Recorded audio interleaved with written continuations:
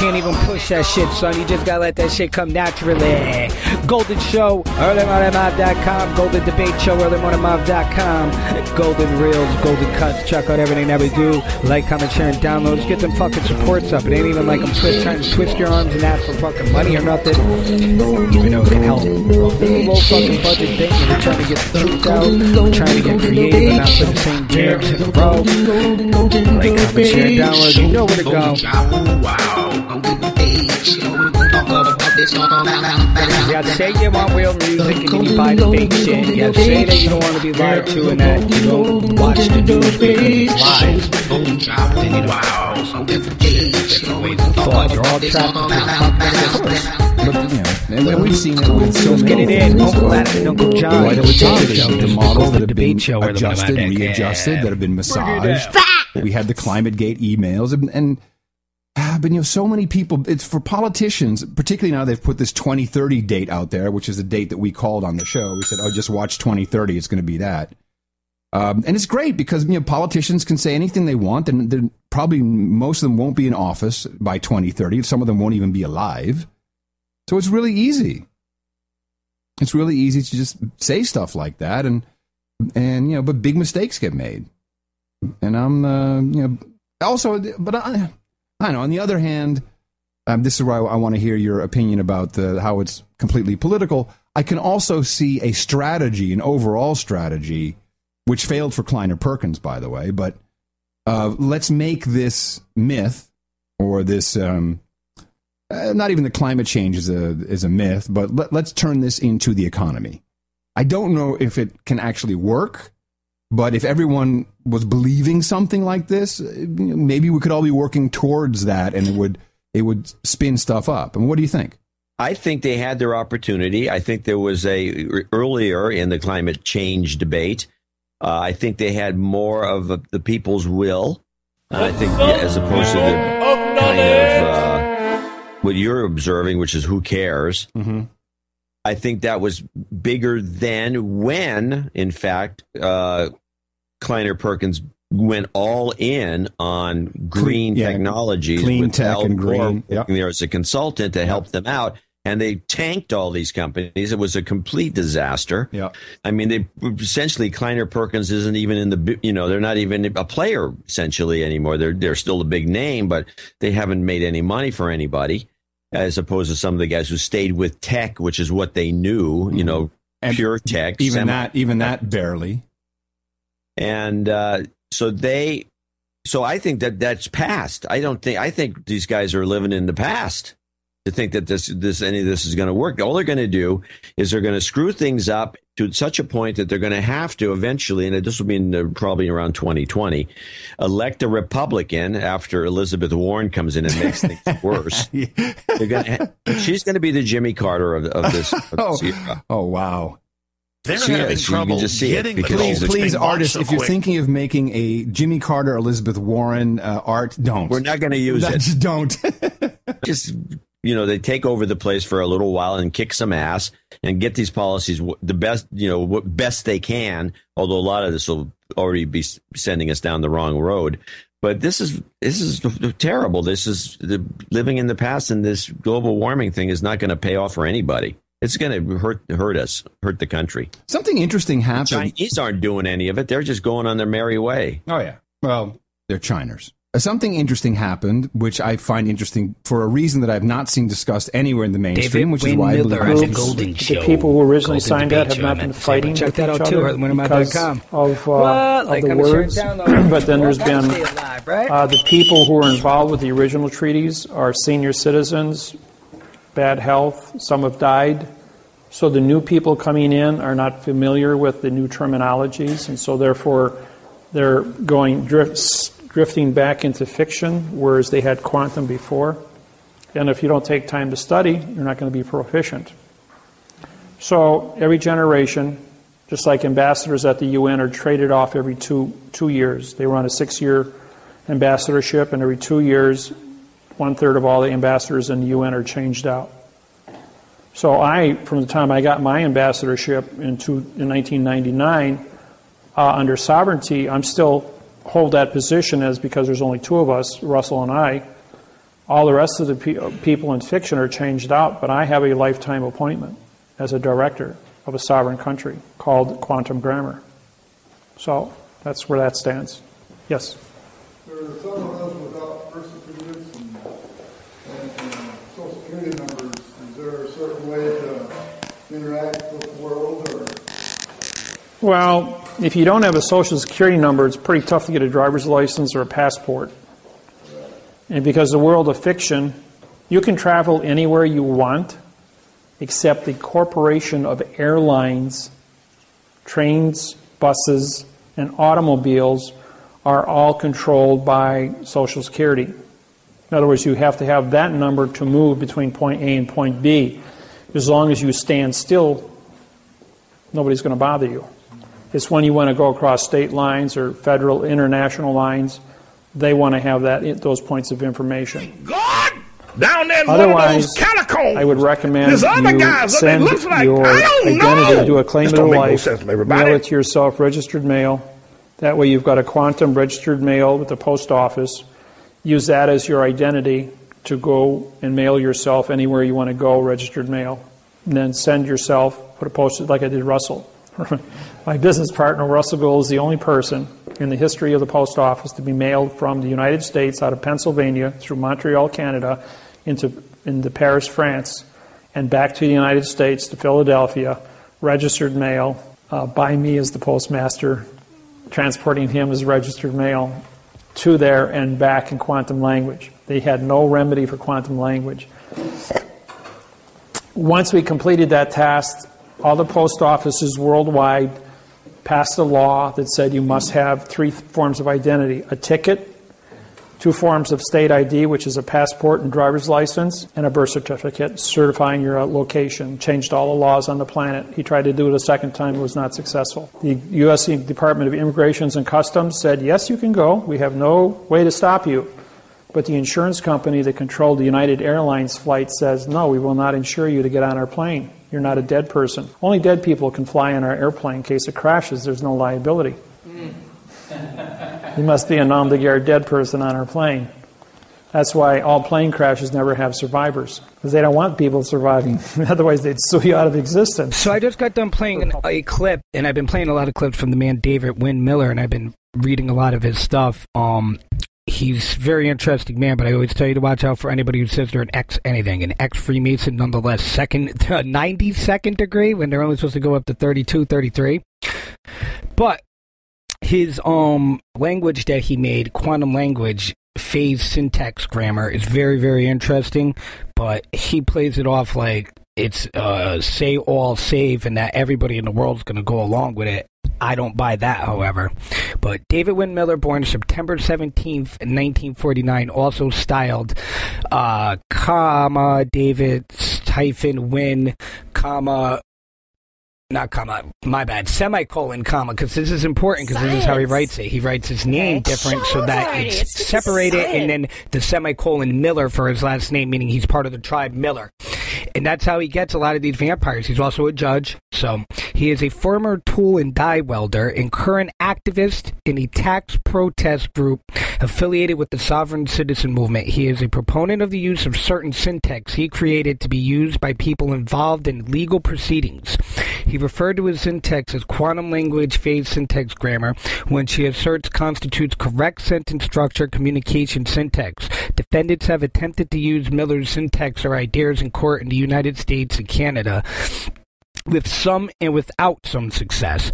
So he makes it out like he's never lost a case, but in reality he's lost kind of a lot of cases, but he's also won cases. So he lived in Ohio before moving to Wisconsin. He describes himself as a planetary if I can even say it, a judge, an ambassador, bankster, postmaster, king of Hawaii, and a genius with an IQ of 200. He has told audiences from his seminars that in 1975 he died from surgical complications and was not resurrected for 35 minutes. He said the following made him not sleep for more than 3 hours a day, and he has not aged since the age of 25. He is now 60, son. Miller claims that he has invented what he calls the mathematical interface for language or quantum math. For the forms of our punctuations are with the claim of the use, full colon equals position, lidiofax hyphen compound facts equal known, comma, period, end, thought, comma, pause with the location, titles with the meaning and the uses of the communication with the full colon of the position. So it's all how you word something. So if an officer was to say that you went through the stop sign, you obviously didn't go through the stop sign, and the sign being the most important word in that structure, it comes down to, is it a fact or not? What sign did you go through? So according to Miller, the addition of hyphen to colon to one's name turns a person from an ordinary taxable human into a non-taxable prepositional phrase. The names as written in this way are distinguished from the names listed at the birth in the capital letters as on your birth certificate. Now, he also has critics. The Los Angeles Times has characterized Miller's political views as far right. The Anti-Defamation League describes Miller in an article on the Redemption Movement. But here's some selected cases. Defendants have attempted to use Miller's language or ideas in courts in the United States and Canada. These attempts have been formally unsuccessful. In 1998, Miller assisted Ingleside, Illinois resident George Johnson in his legal defense. Charges for Johnson was convicted and returned to prison in 1999. In 1998, in Prescott, Arizona, resident James McCary filed a federal lawsuit after being arrested in February for aggravated assault and possession of drug paraphernalia in his filing. McCary mentioned that the name on his apparent mentor, David Wynn Miller of Ohio, is an advocate in restoration of constitutional rights. Though correct language and procedure, McCary's actions in court got his conviction reduced by the judge to 3 misdemeanors. So that was semi-successful, I guess. But he has a whole bunch more. They even tried to tie the Jarrett Lee Lautner, was the gentleman who shot the Congresswoman Gabby something from Arizona. Some reports published in 2011 Tucson shooting included references to perpetrated similarities between the writings of convicted gunman Jarrett Lee Lautner and Miller's writing method. Miller has stated that although he did not know Lautner, he agreed with Lautner's video postings on government mind control and grammar, but was appalled by Lautner's alleged actions. Miller has stated that the idea that his work could have inspired the mass shootings was ridiculous. So, it's pretty interesting stuff, but you always got to watch out for who's telling you the full truth. Obviously, we ain't going to know until it's too late, folks. We're going to be gone by the time we know the truth, so that's why you got to use the golden rule, take care of yourself, and don't do harm to others, 25. And try to keep open minds at empty ones. Organ trafficking accounts for 5 to 10% of all kidney transplants. I ain't playing on 25, but it's the 25 alarming stats about organ trafficking. According to the World Health Organization, illegal trading kidneys has risen to such a level that an estimated 10,000 black market operations will take place annually. Number 23. Prices vary depending on the body part, but as an example, a heart can fetch up to £1 million in the black market. Number 22. According to Organ Failure Solutions, Organs Watch, and ESOT, the typical organ donor is a male of about 28.9 years old with an annual income of $480, while the typical recipient is a male of about 48.1 years old with an annual income of $53,000. Number 21. Those who choose to go through an illegal organ transplant face great dangers, as the organs are not guaranteed to work, and many, in fact, fail after the operation. Number 20. Organs are used for other purposes, not just transplants. For example, there's a demand for illicit experimentations from unethical scientists, and even parts like the genitals are used in black magic or juju rituals. Number 19. According to the Department of Health and Human Services, every month, more than 2,000 new names are added to the national waiting list for organ transplants, which had 120,000 patients as of publication. Number 18. About 18 people die every day while waiting for an organ transplant in the United States. Number 17. Some doctors say that since demand is so high and waiting times for organs from cadavers so long, organ sales should be legalized, but tightly regulated. Number 16. According to evidence collected by a worldwide network of doctors, traffickers are cashing in on rising international demand for replacement kidneys driven by the increase in diabetes and other diseases. Number 15. In spite of the risks and exploitation associated with organ trafficking, some of the victims see the situation as a chance to save someone's life. They found using a knife and fork to eat the heart of his ex-girlfriend's lover. The victim, age 62, has been stabbed in his chest and neck and had a bite mark on his face. That's what the police said. The suspect, a Zimbabwean national, was found in a little township near Cape Town. Western Cape Town Deputy Police Commissioner Sharon Jepta said police officers and witnesses had been offered counseling to cope with this trauma. She said it was very gruesome, and it was definitely a love triangle. So there's only one way to get rid of the competition, right? Eat them. Wow. You want to talk about a heart attack? Okay, so... Do I have it? No, okay. I was waiting for the fail sample. More cannibalism. A Tennessee man admits to dismembering. That's how fucked up society is. It probably was happening back in the day, too. I just don't know if there's more reports now because of internet and television and stuff. Have arrested 37-year-old Gregory Scott Hale after he confessed to the killing of 36-year-old Lisa Hyder. And according to the police report, he told police that he murdered, dismembered, consumed part of her in his parents' house where he lives with them, 37-year-old, lives with his parents, and, well, they just didn't notice because they were in a different part of the house. He met her at what they call a bottle store or a liquor store, and according to the ChristianPost.com, they say this: the devil worshiper suspect apparently asking a neighbor to help dispose of Hyder's body. Golden Debate Show, Putin! So they became suspicious and called police. When authorities arrived, they found the woman's remains on the ground and arrested Hale. So he went over to the neighbor and said, I have this body. I'm new in town. Down in one of those catacombs. There's other guys that it looks like, I don't know. This don't make no sense to everybody. Caused him to become suspicious. Brilliant.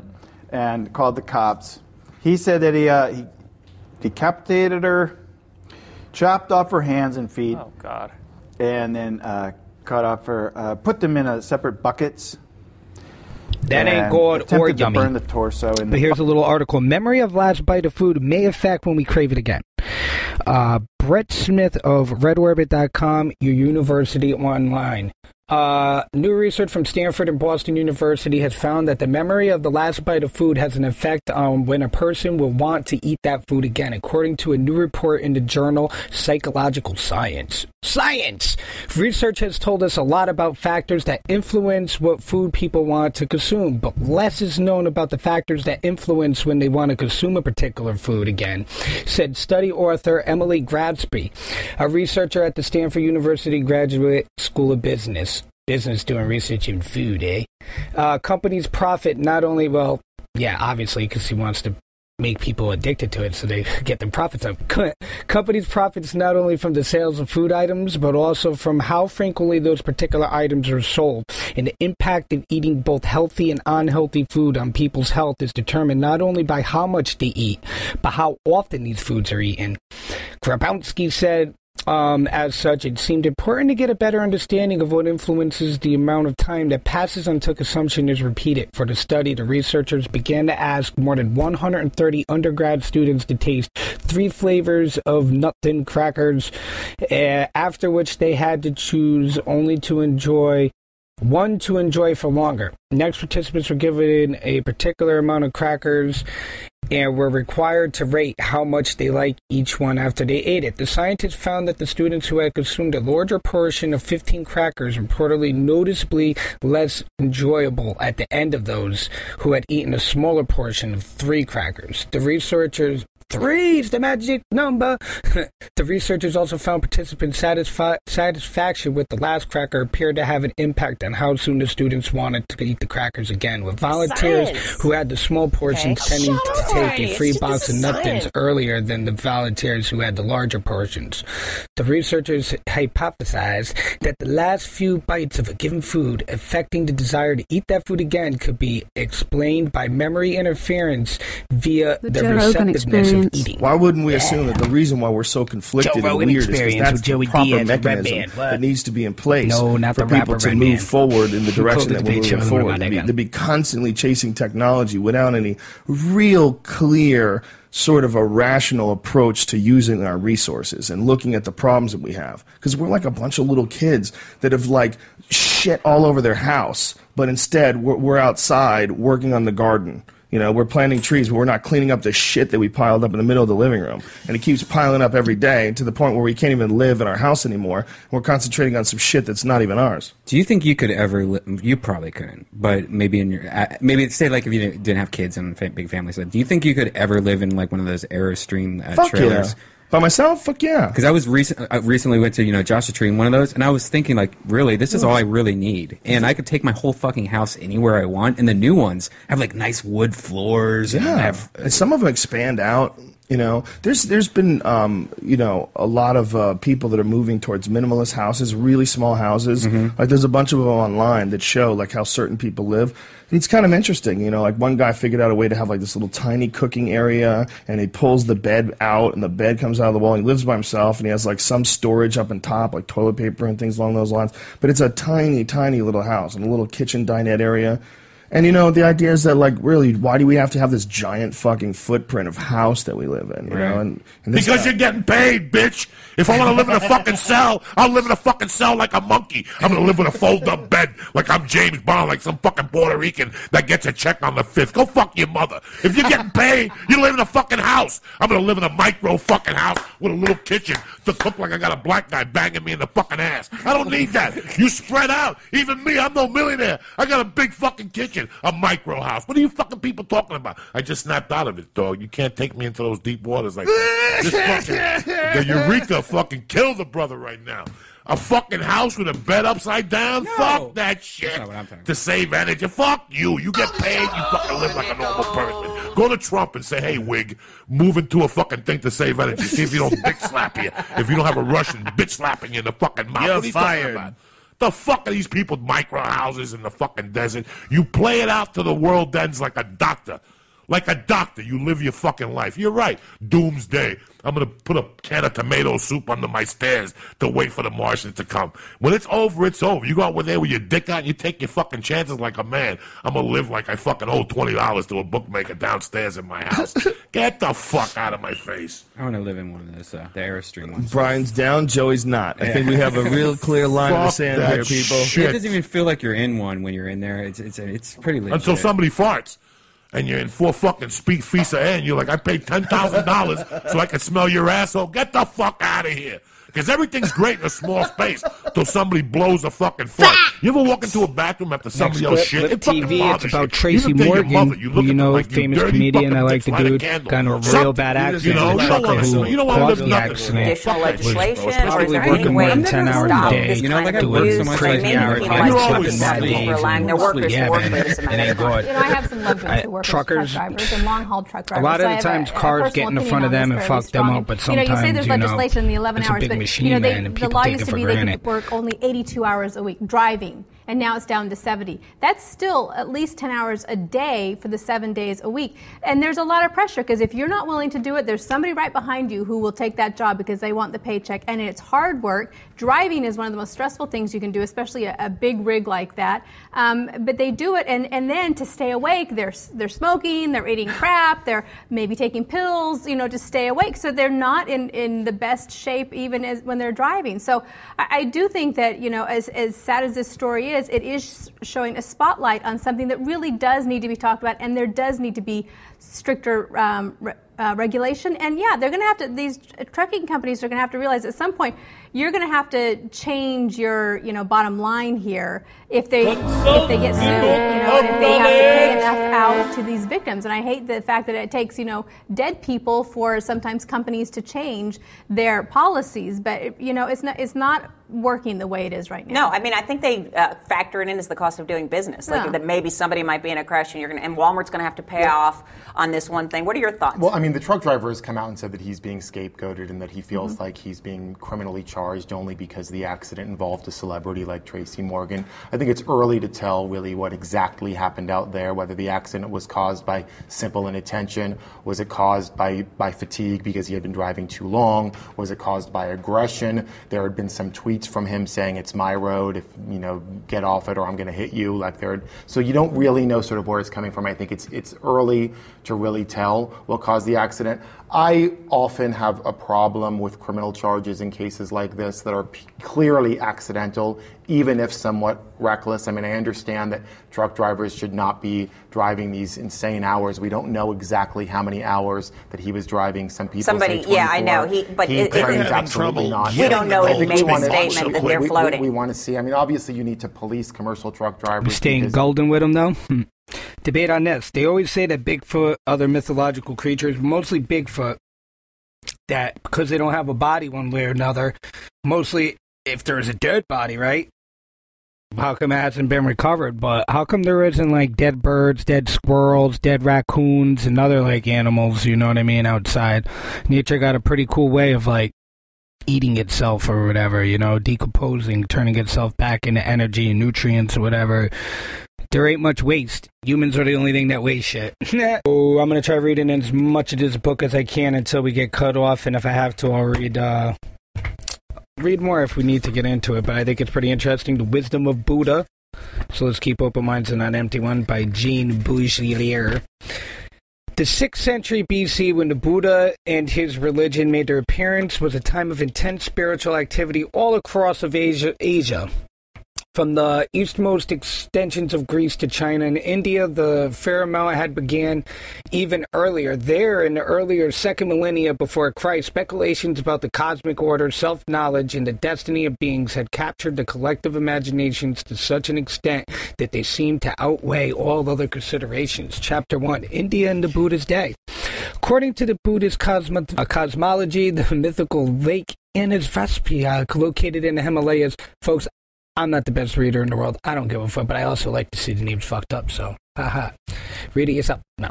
Located in the Himalayas, is considered the source of the 4 rivers that water regions populated by lions, bulls, horses, and elephants, respectively. It will be the last lake to disappear and the first to reappear when the world once destroyed is reborn. The river running southward in the 17th century depicted opposite is the Ganges. The Hindu myth of the creation of the universe tells of the god Vishnu reposing on the cosmic waters and meditating about the world. During the course of his meditation, surges forth from his navel in golden locust. What? Golden locust. From which emerges the god Brahma, creator of the new universe. So as he's meditating, the gold locust appears, and then another god comes. Not sure if that's God, but to each his own. It is impossible to imagine the rise of any spiritual movement outside a particular historical setting in place and time. Down there in one of those catacombs, Buddha and early there's other guys that they look like, I don't know. This don't make no sense to everybody. The social and religious landscape of 6th century BC India. BC, the 6th century BC. Despite long-established traditions of indigenous pre- and prehistorical societies stating in the middle of the 2nd millennium BC, the culture and the thought of the inhabitants of the Indian subcontinent began to be shaped by the portions of the Aryan invaders, not the Aryan invaders. Those people generally presumed to have originated within the Caucasus in the area between the Black and Caspian Seas, and to have migrated eastward. The obvious threat to untold numbers of citizens, and because of the crisis which is even now developing, this radio station will remain on the air day and night. This station and hundreds of other radio and TV stations throughout this part of the country are pooling their resources through an emergency network hookup to keep you informed of all developments. The ghost of the documents have come. Of ancient India's renowned body of epic literature, they founded a diversity of kingdoms. Aryan culture is based on a group of ancient texts and hymns that were held to be diversely revealed. I'll have to read more later, everybody. I read more on another show. Peace. Aloha. Riverdirty. Hasta la vista. Hasta luego. Ciao. Go Golden Journey. See you on the flippity flip. Like, comment, share, and download as many times as you possibly can. Go to earlymotormouth.com and check out every podcast that we do with music and some other videos. Yeah, we're out of there and we're staying golden. Strobe laser lights. We'll get my Golden Debate Show, baby. Early morning, pump it up. You know he said. I'll also have to pre-screen that book a little bit and get my read on. Golden Debate Show. Golden Debate Show. Peace, everybody, and stay golden. Like, comment, share, and download. Fuck with big chat. You know we're coming out the best. Golden Show. Golden robes. Golden boss. Golden smokes. Golden what?